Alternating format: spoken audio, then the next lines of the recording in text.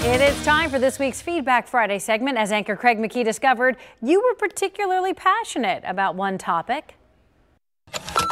Love it or hate it, FC Cincinnati gets a green light to build a stadium in the West End. And when it came to the calls into the hotline this week, there was more hate than love. I think it's a bad idea for FC Cincinnati to come into the West End. It's a slap in the face of black folks that grew up in the West End. For a stadium, you're going to displace black people in this city to put us in communities where we're not wanted. Every councilman, every person that voted for in favor of that, I'm going to vote against them on the next election. It's all about money. It's not about the community. It's about selling out to get ahead politically. I can't understand why they want to take away a football stadium from that high school. It's time for Feedback Friday Fact Check. FCC, in exchange for the current Stargell Stadium location, plans to build a $10 million sports complex for Taft students.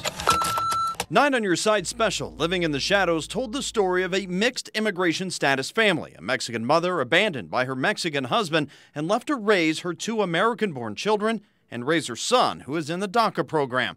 Online reaction was swift, many saying illegal is illegal. Calls soon followed. You come here illegally. What part of illegal is hard to understand? You all just don't want to admit that.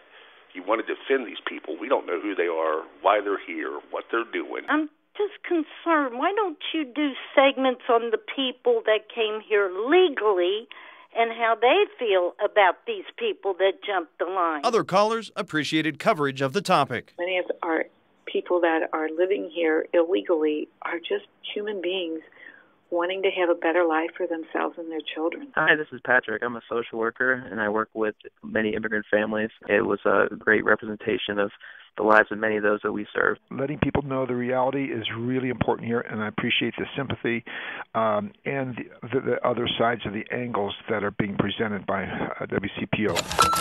The Trump administration's plan to drug test those who receive SNAP benefits brought in calls for 20 minutes straight. I'm in favor of mandatory drug tests for welfare recipients. Absolutely. They should be drug tested. Yes, should be tested. Hello, I'm against food stamp recipients having to take a drug test. It's just one more way to humiliate poor people. I think we ought to be testing White House cabinet members and members of Congress also, since they receive much larger amounts of federal money than do the poor on food stamps. Thanks for another great week of calls. And if you have an opinion about a story you see on 9 on Your Side, be sure to call the Feedback Friday hotline on 513-852-4998.